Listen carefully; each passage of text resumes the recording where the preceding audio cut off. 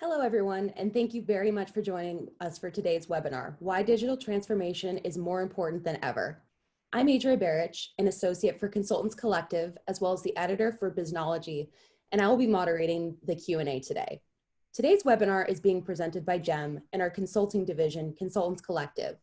Following the webinar, a recording will be posted on biznology.com, and I will be sending you all an email after the event with a brief survey and a link to the recording so that you can share it with your colleagues.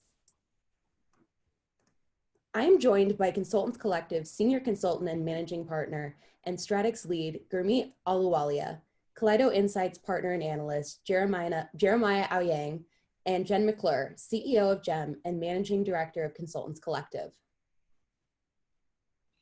Thanks so much, Adria, and welcome everyone. We're really delighted that you were able to join us today for one of my favorite topics, digital transformation. I'm Jen McClure, founder and CEO of Jem. We are a global management consultancy and publishing group based here in the Silicon Valley. And as Adria mentioned, this webinar and other resources are published on our digital media and learning platform, Biznology. But for those not familiar with our consulting division, Consultants Collective is really a very new kind of management consultancy. We are a group of former senior executives that go to market together as one firm, even though we were all independents. So we offer a really innovative, flexible, and scalable based approach to our consulting. We have nearly 40 independent consultants around the globe serving clients as one firm. And because we all sat in our clients' shoes at one point or another, we can offer a very peer-based approach to our consulting. We bring together the right experts at the right time. And one of the things that we love to do is digital transformation. So at this point, I would like to introduce our panel today. Gurmeet Ahluwalia is a senior consultant with Consultants Collective, and as Adria said, also managing partner of StratExLead. Gurmeet has led major transformation programs in organizations around the globe in a wide range of industries, including financial services, technology, consumer products, oil and gas, professional services, governments, and nonprofits. So he's kind of been everywhere and literally around the globe. He also was recently named to the board of the newly formed Canada Statistics Advisory Council and is tasked with advising the Minister of Innovation and the Chief Statistician of Canada on major issues and policies relevant to information for Canadians.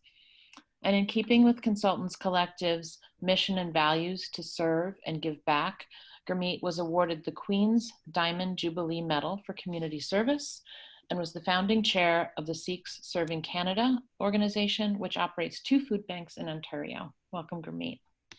Thanks, Jen.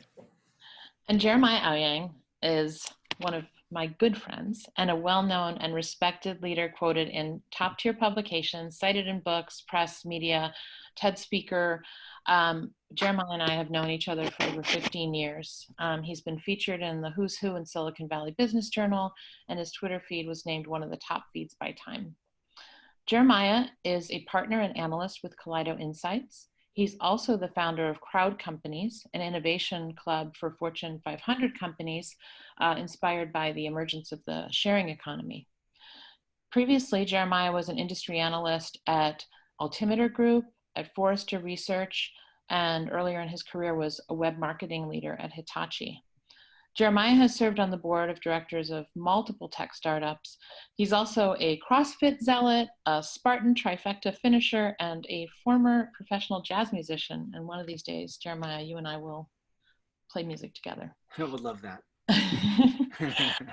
As I said, Jeremiah and I have known each other for over 15 years. We actually met in the very early days of social media, and we saw how social media disrupted industries and transformed organizations. Of course, social media also is internal, and we saw how the emergence of collaboration platforms could enable not only organizations to collaborate internally, but social media and collaboration platforms enabled the sharing economy and new business models and disruptive business models like Airbnb and Uber and Lyft.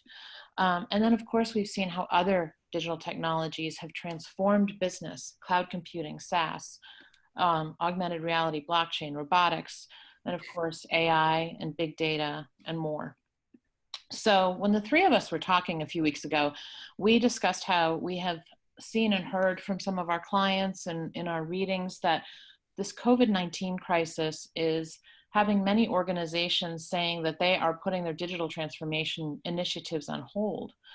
But in reality, what we're seeing is that organizations around the globe are doing digital transformation through sending workers home to work remotely for the first time, through transforming their digital and sales initiatives to be more digitally focused in the absence of live events and sales calls and other ways of delivering both the employee experience and the customer experience. Both of those have been transformed to be digital.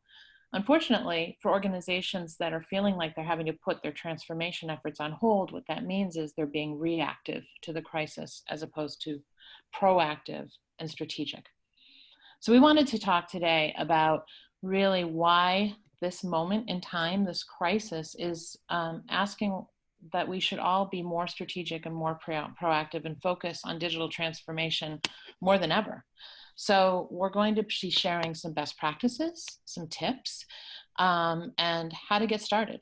And really hopefully have some key takeaways that are actionable as you think about digital transformation in your organization, what is currently happening, and how you can get your arms around it and be strategic.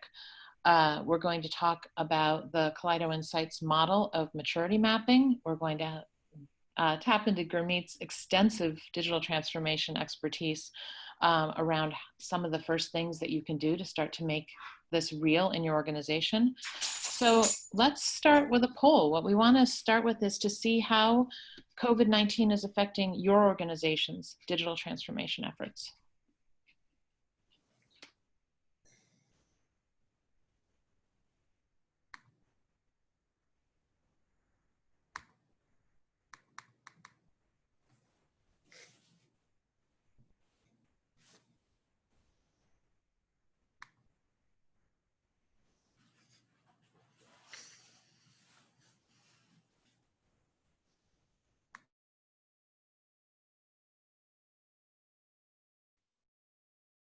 All right, we're going to end the poll and we will share the results.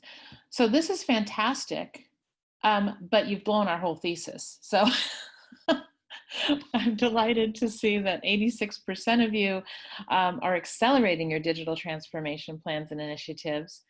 14% are unsure, and that makes sense in this uncertain time, and 0% of you are delaying. So hopefully in the Q&A we can hear a little bit about what some of you are doing to accelerate your digital transformation plans and initiatives. Gurmeet and Jeremiah, any comments on this poll? Well, I think it just goes to show that you attract the early adopters and leaders, Jen. So, well, that is probably true. We are not representative of the rest of what we're seeing out there, and I think it also says, you know, these webinars are great opportunities to learn from each other. So we really hope that in the Q&A and discussion time, folks will feel comfortable sharing some of the things they're doing. All right, so Jeremiah, let's kick things off with you. sure. And let's level set with the definition of digital transformation from Kaleido's perspective. You know, everybody, I think, can think about digital transformation differently. Sometimes people come at it from a technology first perspective, but how do you at Kaleido Insights define digital transformation? Thank you. So we are a research firm as an industry analyst group, and we interview those who are doing it and we analyze their work, and that is our role in the community. And over the last few years, we've produced a number of research reports, and we've interviewed hundreds of different business leaders that are leading digital initiatives. And we found some common traits amongst them, and here's our definition. So it's multiple things. So when you look, first of all, let's back up. When you look at the older definitions, like on Wikipedia, they're really basic. They say things like turning all your paper to PDF. And so this term has been around for over 10 years. And so this is really more of a modern definition. And we really see it as not just technology, but also the cultural aspects and how companies will shift. But the most important thing here is how organizations leverage data. Data is the key. So we don't want to focus on the devices or the network. While they're a key component of it, the data is being used to derive intelligence so you can serve your customers, which by the way can mean employees and partners, and then to innovate with agility. And never before have we seen a pandemic in our lifetimes. This is a time to operate with agility. And then of course, to maintain your business. And to use that, we use the term vitality, which suggests that you are growing and thriving and producing better business results for your whole ecosystem. I'll give an example on that in just a sec. Gurmeet, Jen, what do you think about this definition? I think it's fantastic, and I think almost each word is important, whether it's technological or cultural. One that I think gets forgotten a lot is operational. So it's great to have the front end that's whiz bang fancy, and that's what a lot of people think of as digital. But in reality, if your operations behind that are all antiquated, manual, 20, 30 years old, no digital transformation in the world is going to allow you to move forward. So I think that's great. And then the ability to leverage data, I think is also key, because every organization has data, but then the ability to take that data and turn it into information which is usable and allows you to make decisions that are valuable to your customers and to your employees. That's really the trick. So using the data that you have to make decisions, that's where some companies I think fall down. Mm-hmm. Yeah, and I agree with all of that. I'll actually focus on the word cultural. When I talk about digital transformation, we talk about digital strategy, enablement, and governance. And that really means that you need to have everyone understanding within the corporate culture what you are doing and why you are doing it, and how to do it, right? Most digital transformations fail within organizations because of a lack of communication and a lack of buy-in, right? Mm-hmm. So when I led digital transformation efforts at Thomson Reuters, I made sure that communication was at the foundation of everything that we were doing, and we communicated as much as we possibly could and offered as many resources and enablement structures as we possibly could to every person in the organization, so they understood why we were changing, what we were changing, and what their role was in that. Mm-hmm. And then of course communicating that out to your customers and your other constituencies who will be doing things and interacting with you differently because of the way that you are using digital technology. So it is a cultural change as well. I love that. Let's go to the next slide. And so you can hear the different voices here, right? So I'm looking at the whole industry, and we know the funding data, we know which vendors in the space, and then we hear the real practitioners. So it's just a joy to be on this call. Okay, now pull out your microscope, telescope, or your magnifying glass. Here's an eye chart, and yes, it is really small, but we're just going to focus in on the scope of digital transformation. After we conducted over 100 interviews, we found this pattern on what is the span of digital transformation. And many people might have a knee-jerk reaction that it belongs to IT. Well, not really. It belongs to the whole organization. And really what we have shown here is the scope and span across an enterprise. And notice that we are not listing departments. That is intentional. There's no departments listed here because the whole point is that the organization acts as a unit, using, again, leveraging data. So here are some of the functions and programs that you might see across the 7, starting with strategy. From left to right, does this align to where the company is headed? That is probably the most critical thing. And is it being communicated? Is it articulated internally as well as externally, to your point, Jen? The next one is data. Having a data strategy, harvesting your data, making sure it's clean, and that'll tie it to the next one next to, then using that, of course, to solve customer needs. That is the goal here. In many cases, the advanced companies are anticipating their customer needs because they have data from every aspect of the organization and every geography. The fourth one, which is often overlooked, is aligning your organization. So in order to collect that data, you need to have everybody sharing data, and the data needs to be often normalized. And then after that data is centralized, it also has to be retrieved from multiple business units. So the organization has to be aligned, and this means they don't hoard or silo data separately. The next one is doing something with that data, and that's the analytics and, of course, AI, so you can predict it, and that aligns to the third one, of course, to customer experience. To Jen's point earlier, it's activating your entire people set and culture. to be involved in this. And so they need to become data proficient. They need to be stewards of data, and they need to understand how data will impact their job and not feel threatened from it, but see it as an opportunity.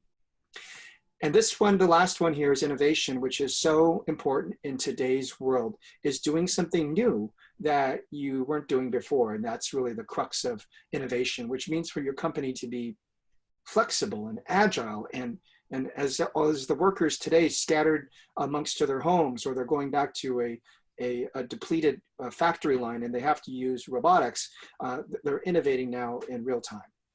So that's the digital transformation scope across these 7 major domains, but I'd love to hear from the other panelists on their thoughts or reactions. Jeremiah, I think that hits it on the head.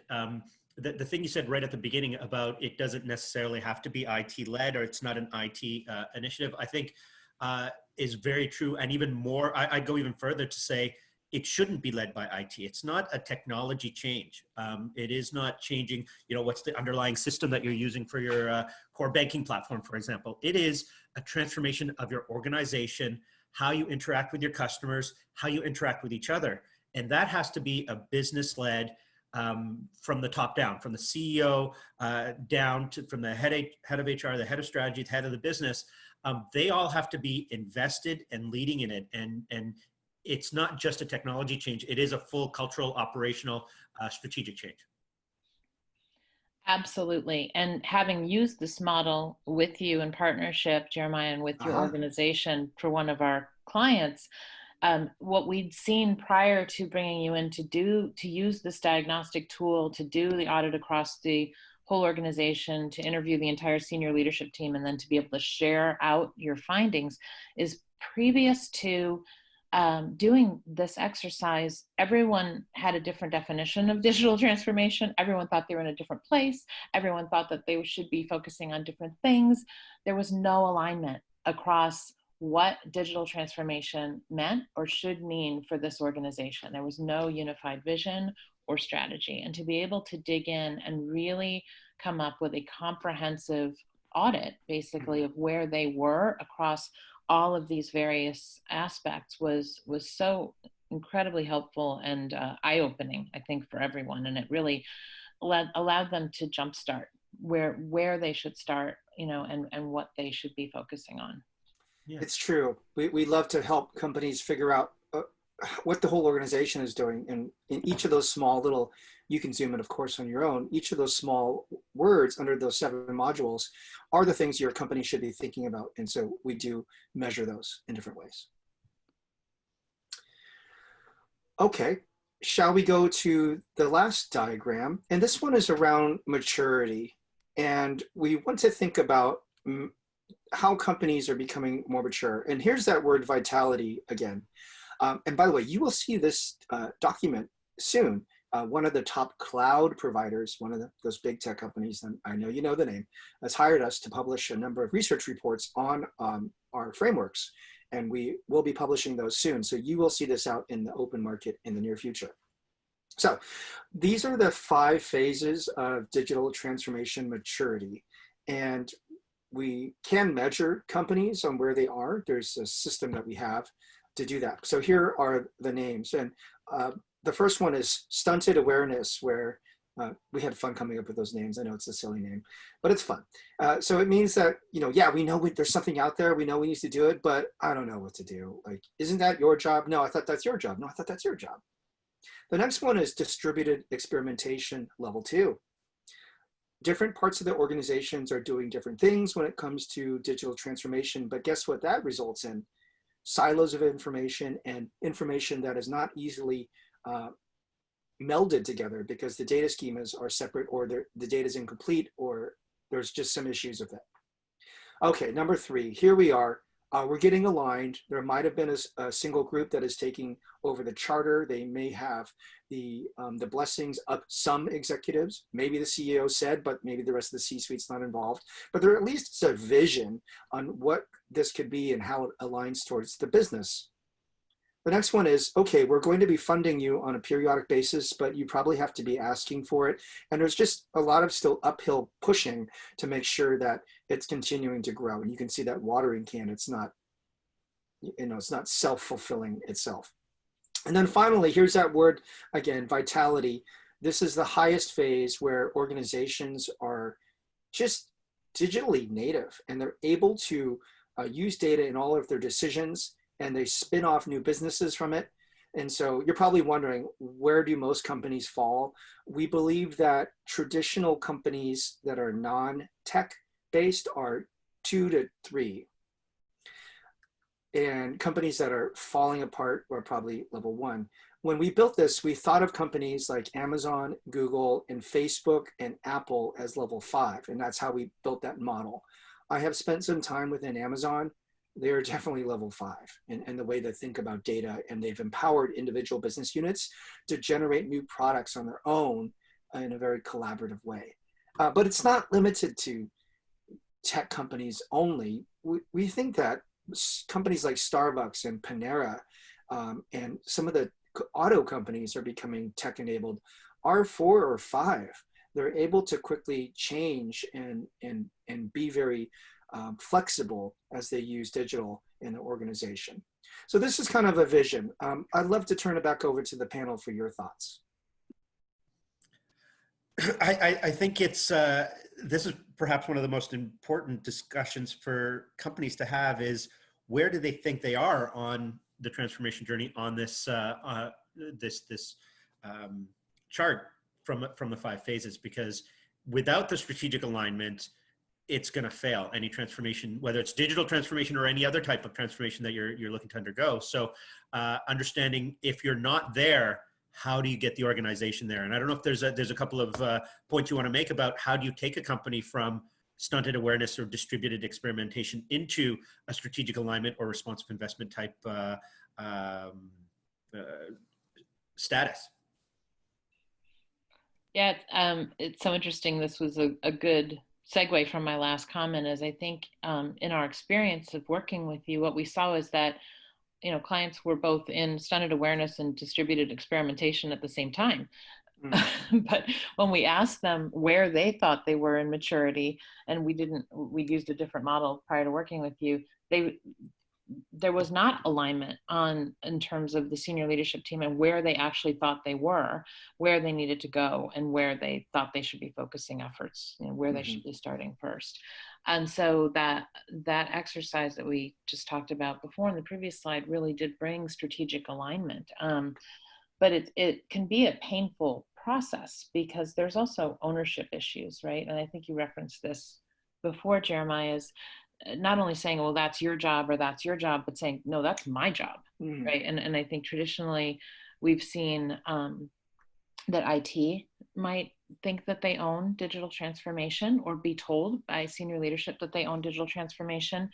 And that may have been true when we were in more of a deployed software-based world, but in a cloud-based world where sometimes marketing spending more on technology than IT, there are digital initiatives, very large-scale digital initiatives happening across the organization that IT really doesn't have the same kind of role in, or the same kind of purview or oversight role. So I think changing roles because of digital technologies and distributed digital technologies really changes the way that organizations need to think about their role within digital transformation, and it makes that strategic alignment even more difficult in some cases. Yeah, and I think to follow on that, Jen, organizations that are very customer focused, you'll go through any part of the organization, and when you ask them whose responsibility is the customer, every organization will say it's their responsibility as much as it is anybody else's. I think if you talk about transformation, digital transformation, I think the most successful ones will be the same, where it's not somebody else's responsibility, it's everybody's responsibility. And so to the extent that you can share that feeling of ownership across the organization, your chances of success are going to be that much greater for sure. Absolutely. In some of the organizations that have an advanced digital culture, one of their principles, Amazon, for example, one of them is called ownership. And so everybody's responsible for the customer in mind. And so they're very customer focused in that way, and they don't pass it off to another group. And that's part of ensuring, and obviously you need to be digitally aligned for that to happen. Right. Well, and that's what we did at Thomson Reuters through the creation of the Digital Center of Excellence, which I led. Our advisory council took into account anyone who was in a leadership position who was really going to be responsible for how digital was going to be affecting either the employee experience and or the customer experience. So we had, you know, the head of marketing, obviously, on the advisory council. We had the head of sales enablement because we were looking at social selling. We had the head of technology governance. We had the head of privacy because we were talking about customer data and how we needed to manage that. We had folks from communications, internal and external. We had folks from learning and compliance, so that we were making sure that we were putting things in place to be able to enable our 55,000 employees around how they would be using digital technology. So we had about a 12 person advisory council that was looking at every aspect of how digital would be affecting our organization and how we could do that really strategically and compliantly and embracing the entire employee experience within that. So that sounds like it's level 3, if not higher, strategic alignment by bringing all of those stakeholders together to one table. Yeah. I mean, that was the model that we used to achieve that. Mm-hmm. To Gurmeet's earlier point, it took a while to get there, and it actually took, C-suite and CEO approval and support to finally make that real. It just goes back to show that this is really a cultural thing. Yeah. The technology, the tools are there. The cloud, you can turn on cloud services today. Mm-hmm. You could buy a device and have it delivered to your office today. Mm-hmm. But then what? Mm-hmm. So can everybody else. And then you have a fragmented, disparate plan. Mm-hmm. Exactly right.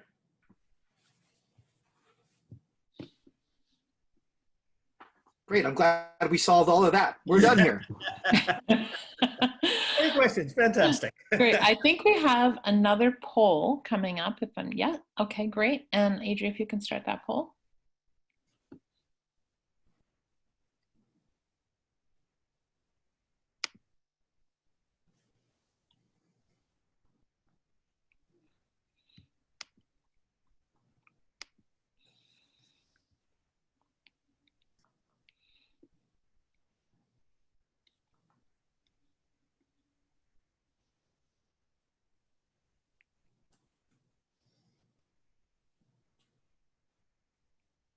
I look forward to seeing these results.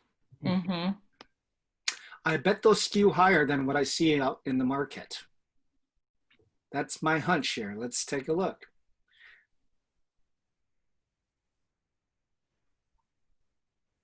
Okay, we'll give it a few more seconds.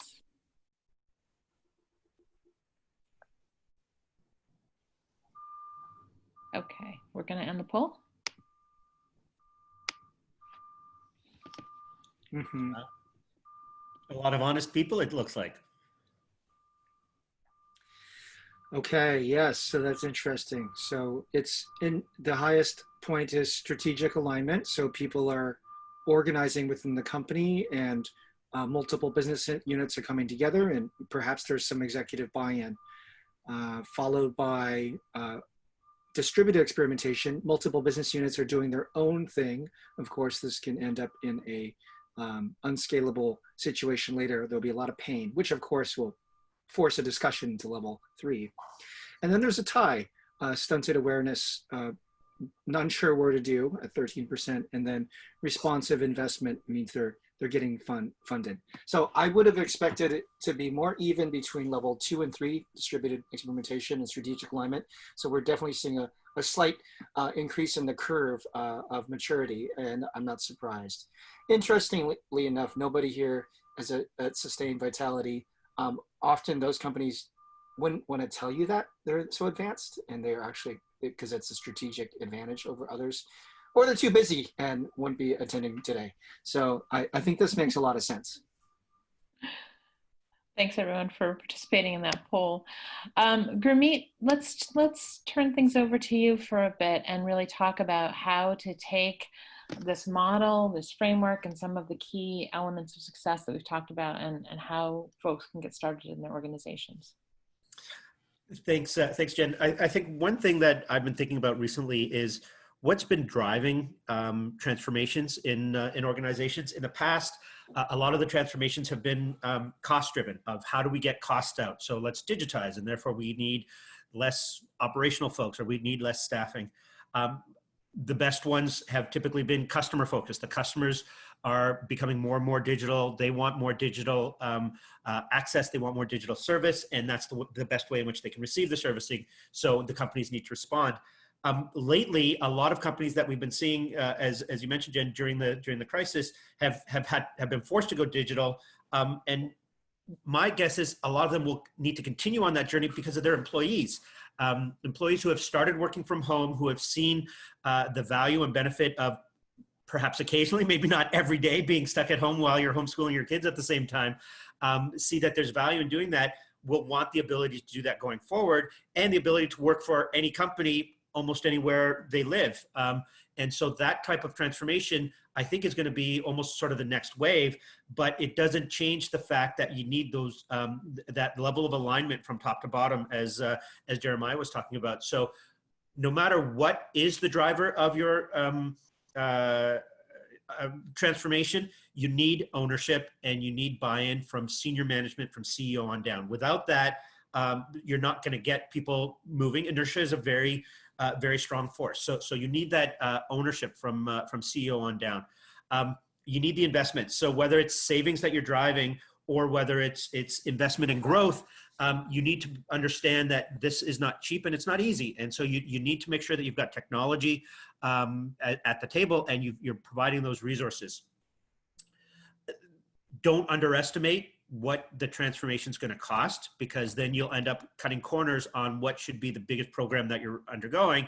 But then don't underestimate the benefits going forward. Again, this says savings, but there's also the growth opportunity. So make sure you're ambitious. And the only way you can do that is by understanding what are your metrics? What is it that drives change? What is it that you can change? How do you leverage those metrics to understand what are the transformative initiatives we can undertake, and how will we understand how they've been transformative, or whether we failed and whether we need to restart, or we just misunderstood something. And I think, Jen, you mentioned communication. It has to be constant and it has to be consistent. And you have to make sure that you're understanding the message and people in your organization are understanding the message.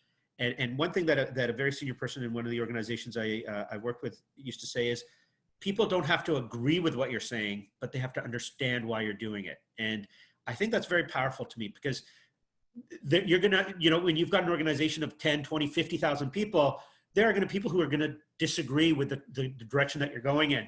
But as long as they understand what you're doing and why, that's how you bring them on board, because people are smart enough to understand that they aren't always going to be the ones who get to make the decisions of what happens. As long as they understand why a decision is being made, you can bring them on board. So making sure your message is clear, consistent, and repeatable, and repeated is super important.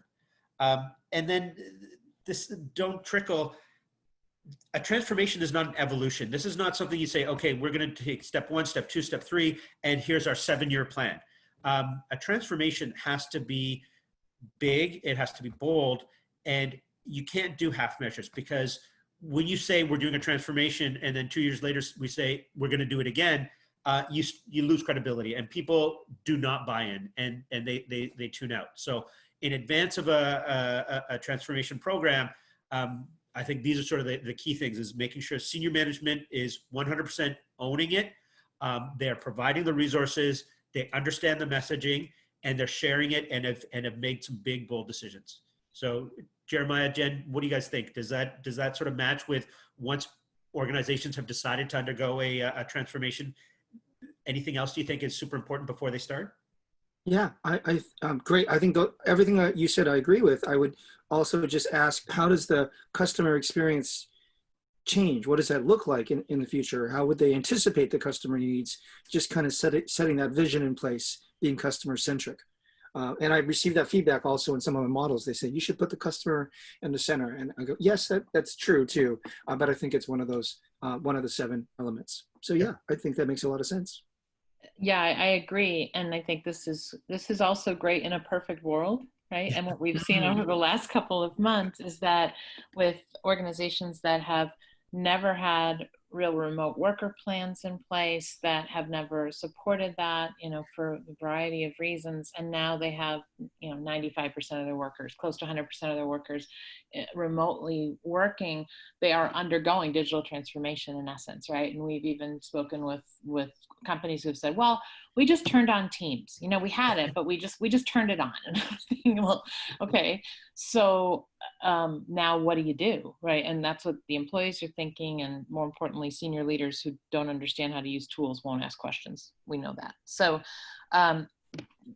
making sure that you have the ability to communicate, over communicate, enable, train, and measure the success of adoption as you start to make these changes in an imperfect world, because it's awesome to think that you have that top-down support, you have a comprehensive strategy and plan in place, and then you can make those big changes, and you've got great communication.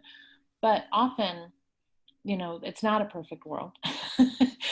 There's either going to be constraints or things that have to happen very quickly, or things that get deployed that people don't understand why they have been, even if there's the best efforts being made to communicate why.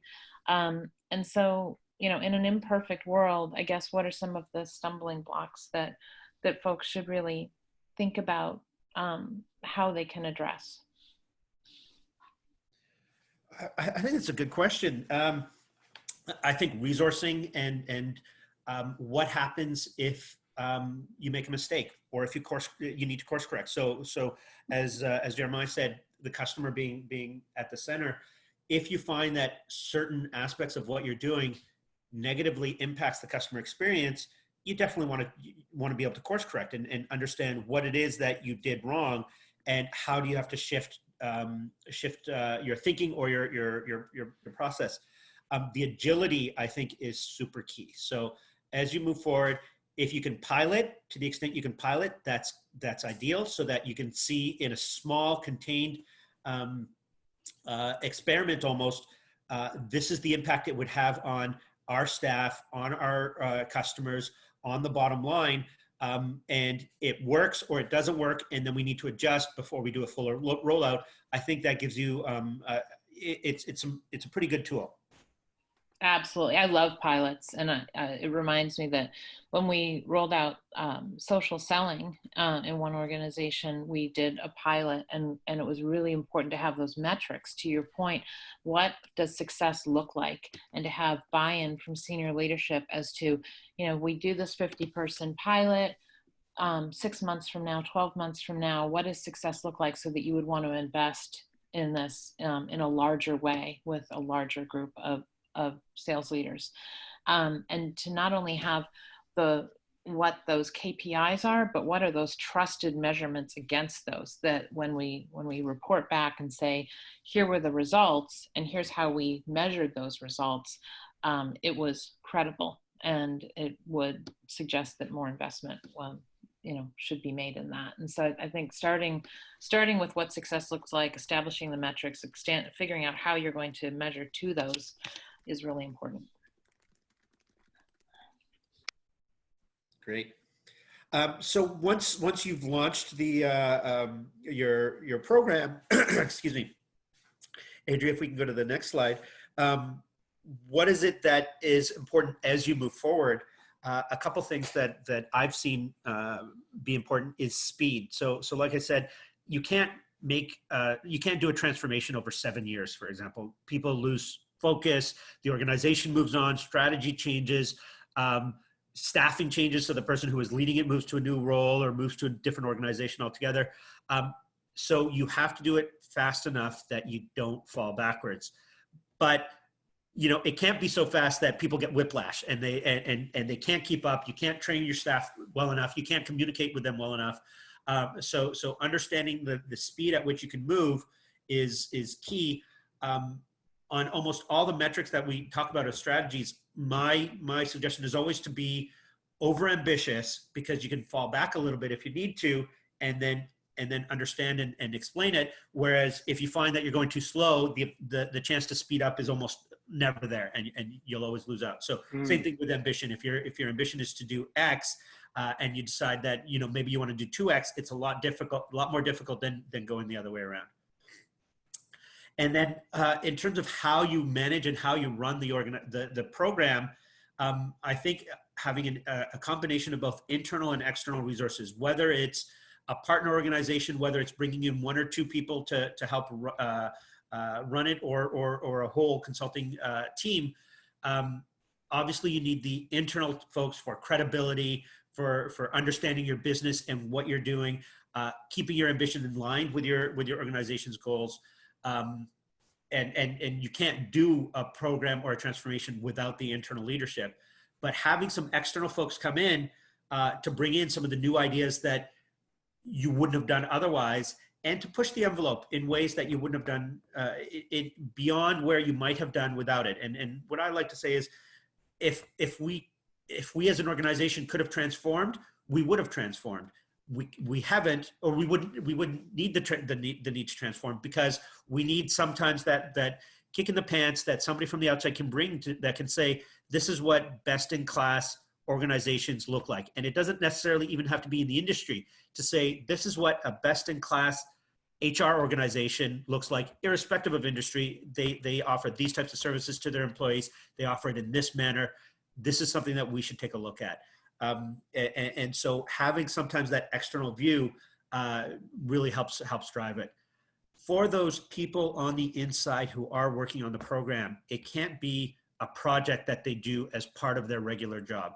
It has to be their main focus. You have to have enough people who are 100% focused on it, for whom it is their key deliverable day in and day out, and not just on the side of their desk, in addition to serving customers and balancing the books and making sure the servers are running, or whatever the case is. You need people focused on a transformation. That's how important this program is. It is not a side of the desk type project. And then as we spoke about, piloting, and the more you can pilot and the different things you can pilot with different test groups and test scenarios, the better your chances are of finding out what's going to work and what isn't. But what you'll often learn more from is the pilots that don't work out, because what you can do is you can say, we piloted this, 8 of these things worked, these 2 or 3 different things didn't work, so we're not going to move forward with those. That actually really helps you build credibility. So I've seen organizations where people don't believe that the pilot is truly a pilot. They think this is just what the organization's going to do, so we're just going to go forward. As soon as you say, we tried strategy X and it didn't work, we're going to move forward with these other 8 things that we did try that did work, it gives you that much more credibility on those things that you want to move forward on, that you understand that some things do and don't work, and these ones you do believe does work. So that's where I think a pilot can be most valuable.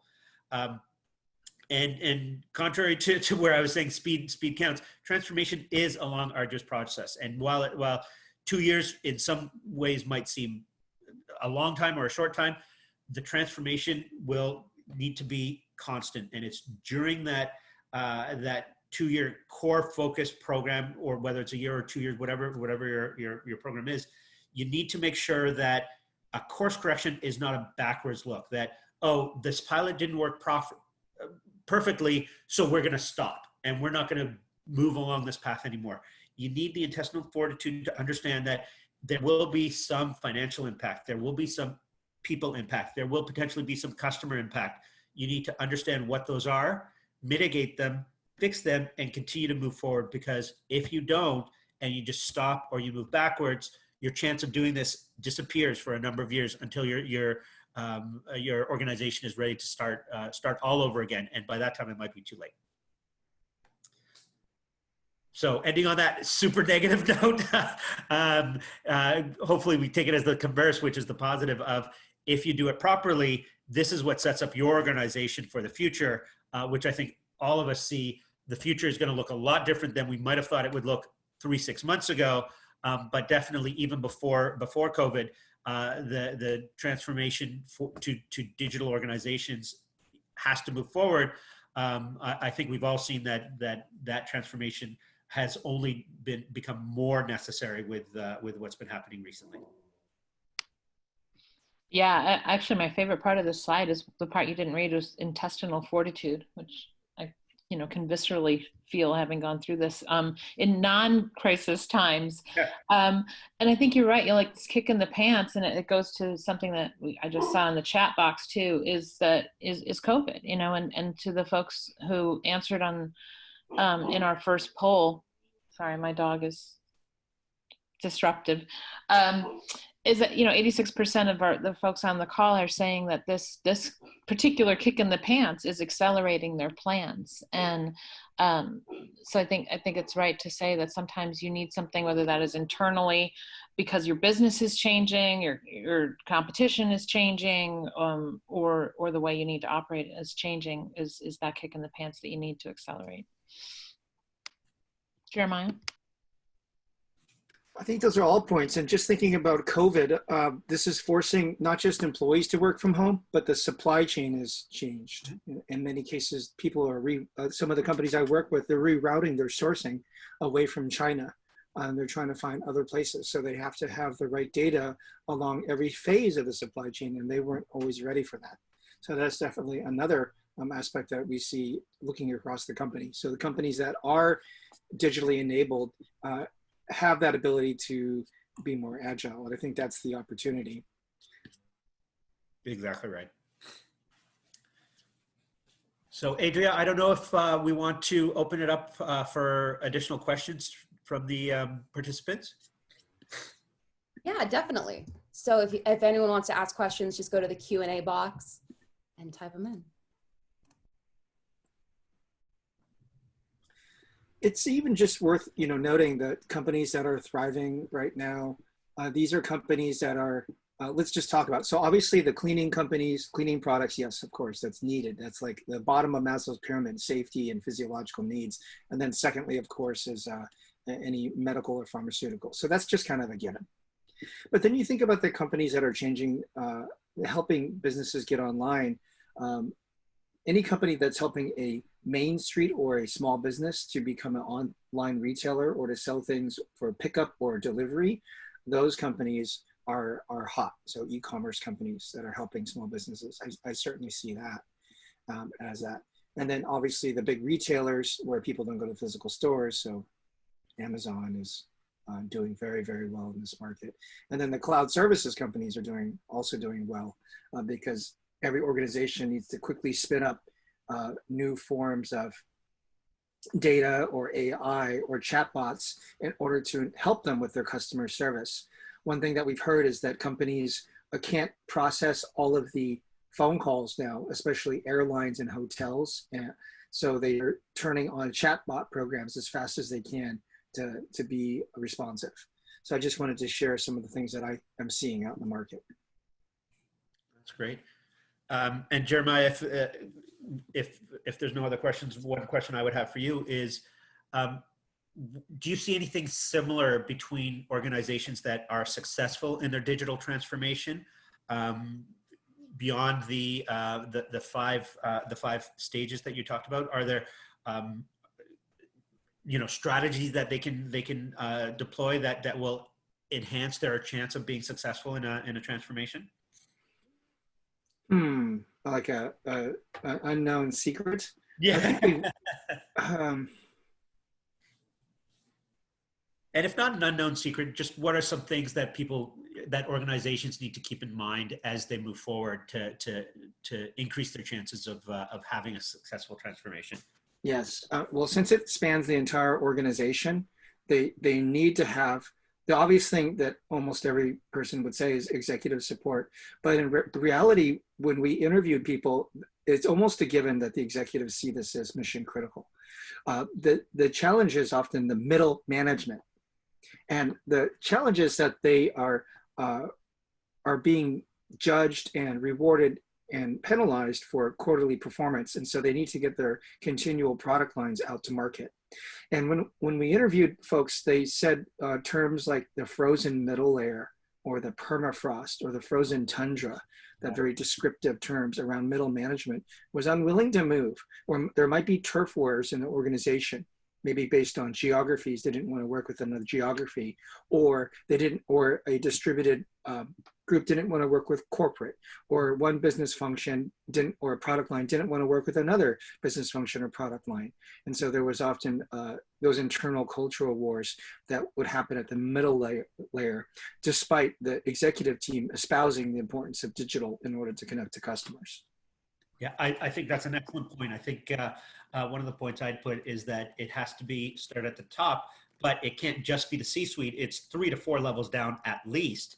And so when you're talking about, country or regional management, and then district management, and even individual branch or location or facility managers, without their buy-in, the individual facilities or organizations or branches won't move as quickly as the rest of the organization needs them to. And that's where you'll get some laggards. And then if everybody doesn't move in the same direction, you'll see that things start falling apart. So you're exactly right that the middle layer is super important, because they're the ones who are actually doing a lot of the work that needs to get done. And if they're not bought in, it's tough for the organization to move forward. So another one, oh, go ahead, Jen. I mean, I can't count how many times I heard, well, that won't work for us because we're different.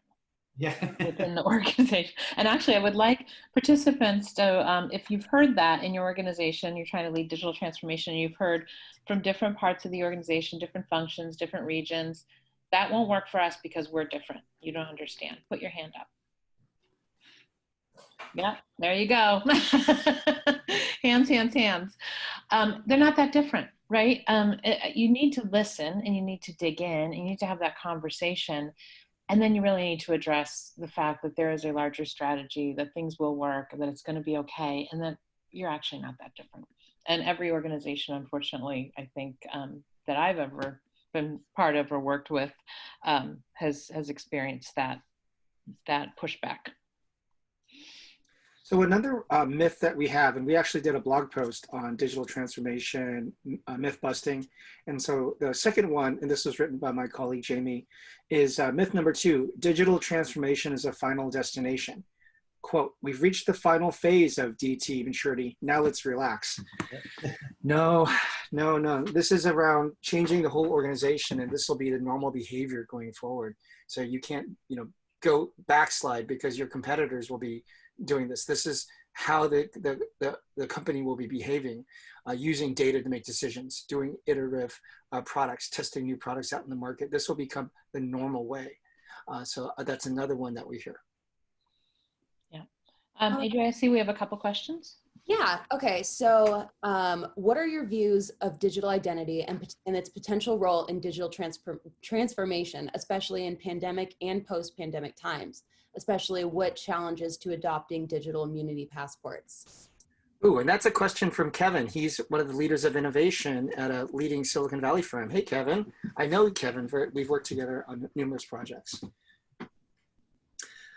Okay. That is a very, very tough question. I think Gurmeet should answer that. Oh gosh. I was so glad when you said you, Kevin, that I thought that would mean that you were going to answer it. So I think we could all take a stab and have a discussion at that. So are we talking about customer identity? Are we talking about employee identity? Both of those things are coming top of mind, especially right now. There's even questions around, should the employer use digital contact tracing apps to find out if employees are infected or not? And as people go back into work, should they have that app?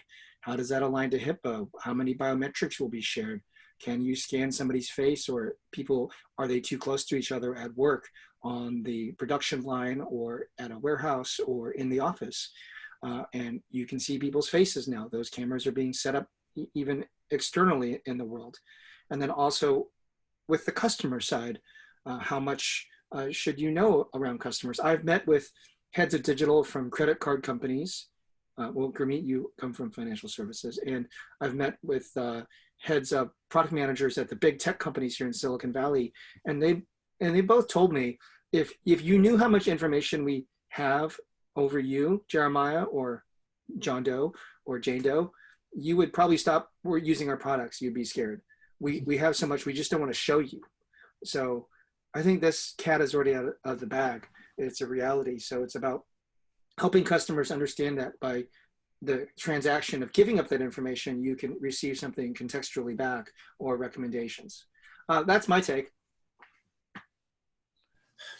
Yeah, I've been participating in a lot of board education events. So I know a lot of board of directors and C-suites are thinking about this from a privacy perspective. They're primarily focusing on from an employee perspective and vendors. And the best answer that I got was that you obviously have to take the health and safety of your employees first and communicate that. And again, we come back to communication, communicate why you're doing things. And then if you're looking for whether or not you're in violation of an employee's privacy, it gets very complex, because especially when we're talking about global organizations, but even within organizations that only have presence points within the United States, you can know that the different ways that counties, states, municipalities are talking about what their criteria are, whether that's, you know, wearing masks or taking temperatures or whatever that is, are different. And so following very closely what the guidance is and what the stipulations are for where you are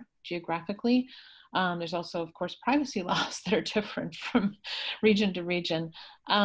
But most importantly, making, I think, you know, Gurmeet and Jeremiah, you've both made this point throughout this webinar, is that making sure that your constituencies who this affects understand why you're doing something. And there is a for the greater good kind of argument that can be made, but it has to be made effectively. Yeah, and I'll come at it from a slightly different angle in that I'm here in Canada, and I sit on the advisory board for Statistics Canada, as you mentioned, which in addition to being similar to the census organization in the US, has responsibility for a lot of the data gathering and dissemination for Canadians and Canadian organizations. And there's a constant analysis that needs to be done on privacy versus sort of the common good, as you mentioned. And